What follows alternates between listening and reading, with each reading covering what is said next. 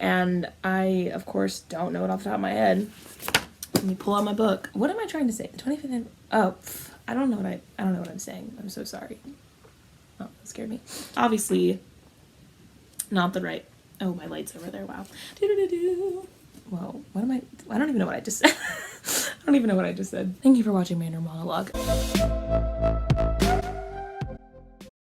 Hi everybody, and welcome back to Azaria's Place. If you're new to my channel, I'm Azaria. This is my place.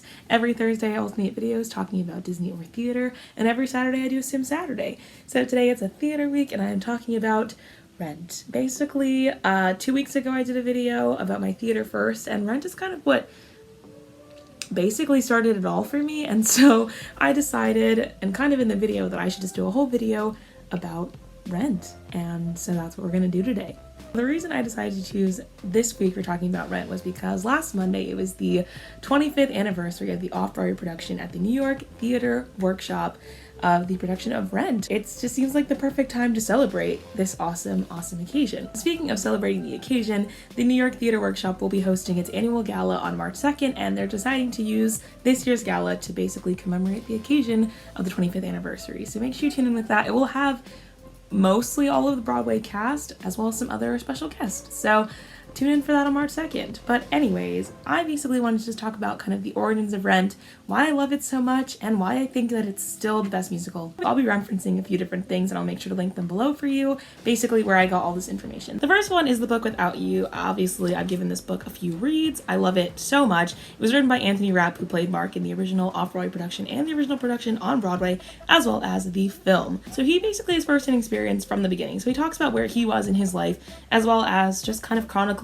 the journey that was Rent. I don't remember what year this book was written, but honestly, I would highly suggest it. I've read it multiple times, and it really gives you a full story about Rent and just kind of the ups and downs that was this musical, because he was with it from the very beginning, which not everybody in the cast was. So he kind of got to see the people who started with the production and then ended up going on to other things, and who joined it later. I took 2 different theater classes in college. One was American Musical Theater, and one was just a theater history course. We had to do a presentation on a musical, but you had to pick your top 3. So of course, Rent was my number 1, and I was like, hey, I would really like this musical. And I remember my friend and I were so excited because one of my friends really wanted Carrie, and he ended up getting Carrie, and I ended up getting Phantom of the Opera, which was fine. So I decided to use my theater history class to write about Rent, because I wanted to say so many things, because I love this musical so much, and there's just so much that people don't know about it, and I guess that's why I'm making this video today. I often find that I'm defending this musical, and I will defend it till I die, probably. Here we go. Rent was written completely by Jonathan Larson. Music, book, and lyrics all by Jonathan Larson. I mean, a crazy talented guy. Growing up, Jonathan Larson really loved musical theater. He was in musicals in high school, often had lead roles. He lived in New York and just kind of wanted to be in the musical theater scene, and ended up going to pursue acting at Adelphi College in New York, and actually later made the transition from actor to composer after graduating. And one of his biggest influences was Stephen Sondheim, who is mostly known for his musicals like Into the Woods, Company. He's kind of the most amazing lyricist on the planet. So there you go. Later on in his life, eventually someone in his life connected him with Billy Aronson, who's an American playwright who wanted to update La Boheme, which is the opera that Rent is based on. Operas tend to be more correlated with their composers, so it is often called Giacomo Puccini's La Boheme, which I've actually had the honor of seeing. I also pulled out my handy-dandy playbill when I saw this show, which I have a very funny story once I give you some background on that one. La Boheme was written in 1896, and it was set in 1830 Paris, and the equivalent of the disease that's in Rent was tuberculosis. Jonathan Larson and I guess also Billy Aronson thought, this could be a really great musical to be updated, or opera to be updated, and they decided to make the current situations of the nation the driving force of that musical that became Rent. So if you want to know more about the background of La Boheme, about the AIDS epidemic, I have a whole paper that I wrote, as I just said earlier, and I will link that below if anybody wants to give it a read. So, short story time before I move on to anything else.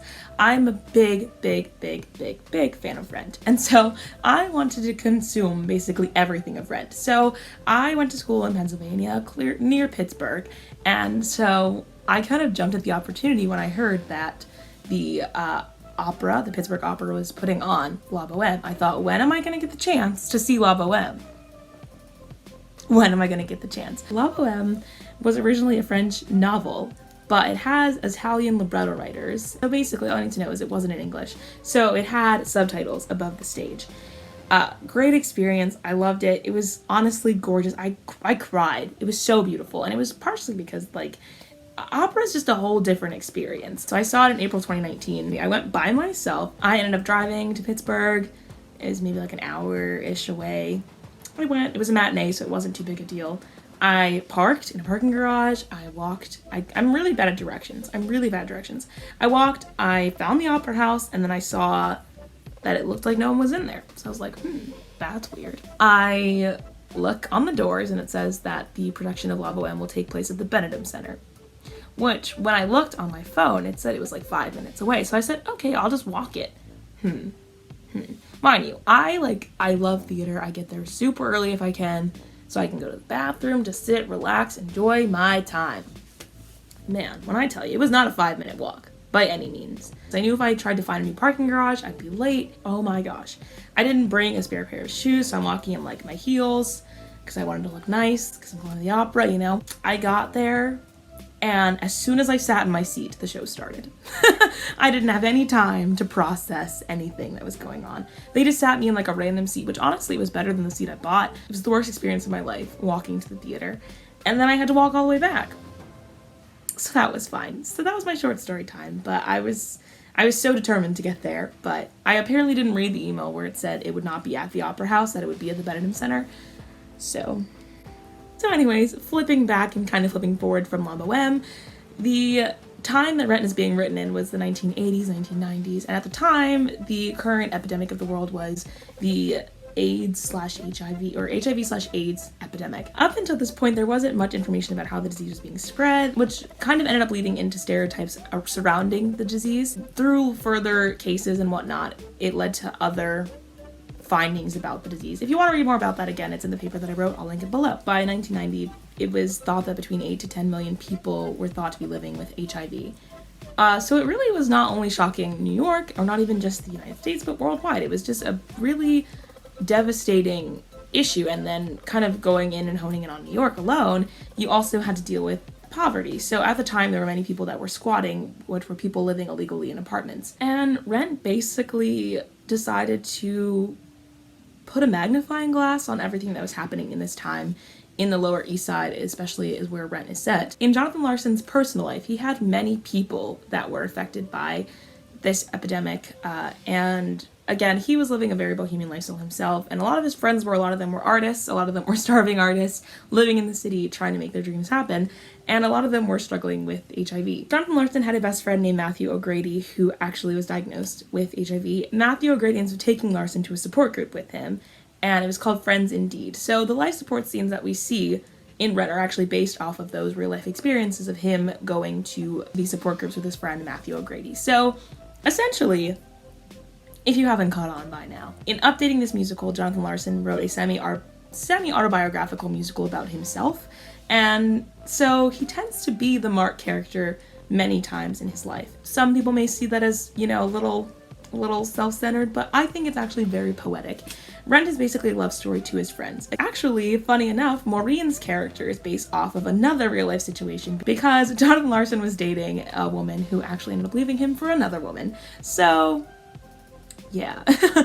Talk about using your pain to fuel your art. This guy knew how to do it, I'll say it. A lot of his friends, one named Allie, one named Gordon, one named Pam Shaw, a lot of his friends were living with the disease. Another interesting fact about Rent is that those names of those friends, Pam, Allie, Gordon, are names that we hear in the musical Rent in the life support meeting scene. There's actually a note in the libretto that says the names of the HIV group members should change every night to honor actual friends of the company members that have died from AIDS. It's just so beautiful. I mean, it's just so sad, but it's so beautiful, and I think it's also just the fact that they were changing names every single night. It shows how many people knew that had this disease, and I mean, it's still an issue that the world's facing today. I mean, as I mentioned, he teamed up with Billy Aronson to update La Boheme and write Rent, but later, due to creative differences, they parted ways. Jonathan Larson would continue writing the musical without him, and that is when he would later go on to reach out to the New York Theater Workshop and basically pitch his musical. He reached out to Jim Nicola and would put up his first read-through of Rent in 1993, and it was not well received. I mean, people just did not get it. They did not like it whatsoever. But he went on to win the Richard Rogers Grant, which would allow him some money to then do a 2-week workshop in 1994. Having this time between the first reading and the 2-week run, he was able to work on the musical even more and kind of just perfect it and make it better because, again, was not well received the first time it opened. And this workshop was actually directed by Michael Greif, who would go on to later direct Rent musical on Broadway. Honestly, I think he's directed mostly every conception of Rent aside from the film. So all of the characters in Rent parallel those of La Boheme. They have different names. I'm not going to say them because, again, they're in another language that I am sure I will butcher and I don't want to be embarrassed. But there are tons of references to the original score, like Musetta's Waltz. The original name for Maureen was Musetta in the original production of La Boheme. Even Light My Candle. I remember watching La Boheme and being like, whoa, there's a lot of Rent in this, which obviously there should be. It's an updated version of the musical. But Mimi comes to Rodolfo instead of Roger, and I think the biggest phrase of the musical or of the opera is that a flicker of the candle like sparks love or something like that. So the candle is really like the inciting incident for them that kind of starts their love. They have different careers and professions. Obviously, it's a different time. Mimi's a seamstress instead of an exotic dancer, I should say. I will say the only like major difference is that Benny is a little more connected to the characters and we see him a little bit more in the opera. Another just interesting fact about Jonathan Larson is that every year him and his friends would throw what they called a peasant feast, and he would invite his friends over, they would bring things, and he would just play for his friends. So after recasting the 1994 production of Rent, he invited them over for this peasant feast, and that was because a lot of his friends were also coming to this, and he wanted the cast to get to know his friends whose lives they were basically portraying. So he was basically writing this about and for his friends, and so a better way for you to do a character study than to get to know the people you're basically portraying on stage, which is just kind of insane to think about. I mean, it's just genius. It's just genius. It's just genius. And a lot of the lines from the show actually come from life support meetings. The "will I lose my dignity" line actually does come directly from one of the meetings he sat in on at Friends Indeed, and it's just beautiful how he just put so much of like what he was experiencing and what other people were experiencing into this musical. And I feel like it made it a much more real experience for those who were struggling with AIDS at the time to see this musical and to see a story about hope. And speaking of hope, in La Boheme, at the end of the 4th act, Mimi dies. But Jonathan Larson makes a point for her not to die in his musical because he wanted it to end with life instead of death, because it really is about hope. I mean, you already have Angel dying, which already hurts people enough. And if I had to hear "I'll Cover You" reprise one more time, I might cry again. It's so heartbreaking. It's just so sad. So just giving people this idea of hope and the chance for love. And there's one quote from the book that I love that sticks out to me. Anthony Rapp says in 1994, this was still a revolutionary idea, that it was possible to live a full life in the face of AIDS or cancer, that being ill did not mean being dead. And I think that is really the whole point of the musical. And that's what we watch Roger struggle with the entire time. He finds out that his girlfriend has AIDS and that he has also probably acquired it from her. And then she, unfortunately, commits suicide, and he's just kind of left to deal with that. And he doesn't want to even give Mimi the time of day. He doesn't really want to go outside. He's just so sad and kind of just decides that his life is over because he knows he's going to die at some point. And that's just not the way you want to live. And I think that Mimi finding love, and even Mark at times, help him branch out of that, and even Angel also help Collins. Angel helps all of them, I think, find a new sense of life and helps them realize that they can be as alive as they like. And sometimes you just need some support, so they all end up going to the life support meeting, and at points they're all happy.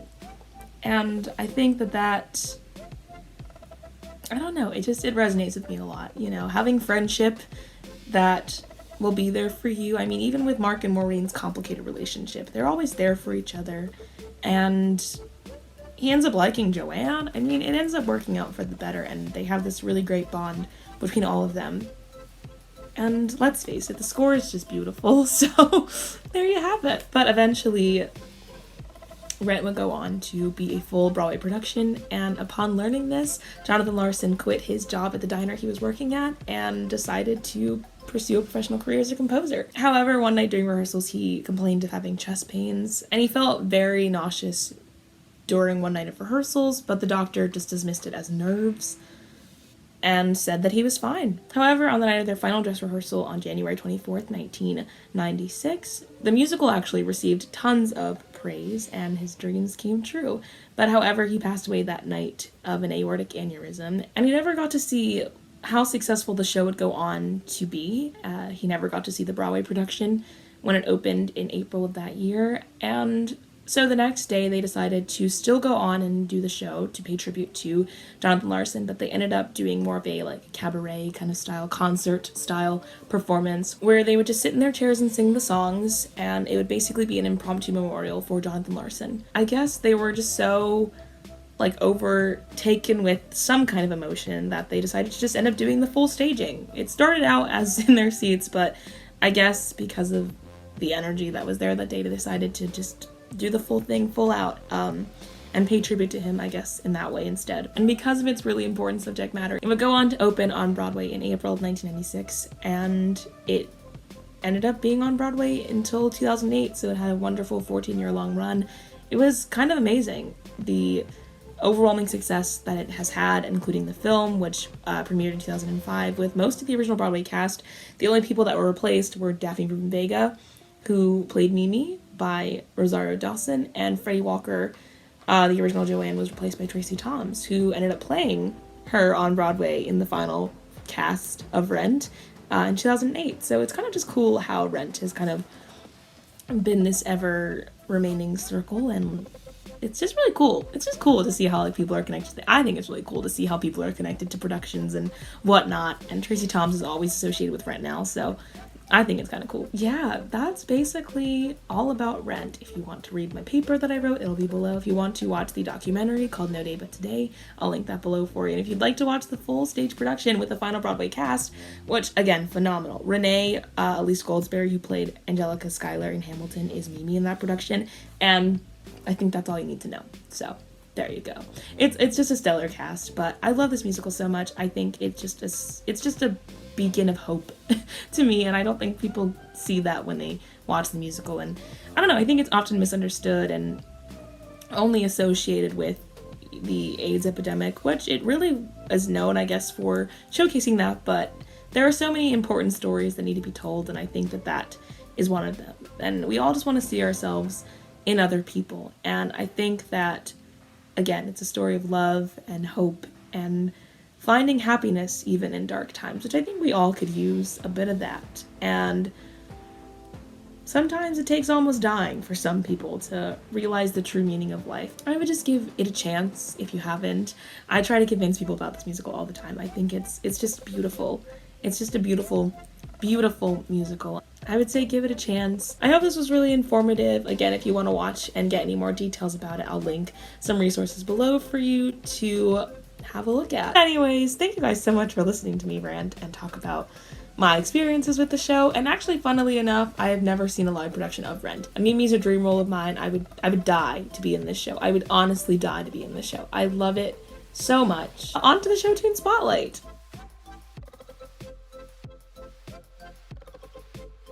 Sticking with the theme of today, obviously I'm going to keep my show tune surrounding Rent. Again, Rent is really what started it all for me, and it's really hard to pick a song because I love them all, and I'm sure I've probably chosen a Rent song before. I don't remember. I'm still working on that list of songs. Whoops. I didn't know what song I wanted to choose today. I love Rent so much, but I decided to go with this one because I think it might be my favorite song in the entire show, which is really a strong word and a strong phrase there to say. I'm gonna go with I Should Tell You, and I feel like it kind of goes along with today's episode because I wanted to tell you all about the history, so I should tell you these things about Rent. As far as love duets go, it's just gorgeous. I mean, you can kind of see the inspiration of Sondheim as a lyricist in his works. I mean, he uses a lot of phrases as motifs and a lot of musical motifs in this musical, and I should tell you is kind of Roger and Mimi's big thing. I would watch Will Chase and Renee Elise Goldsberry's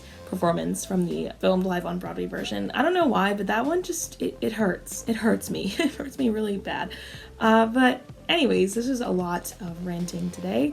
And so next week it's Disney week, and you can join me this Saturday for my Sim Saturday. But thank you guys so much for watching, and be kind.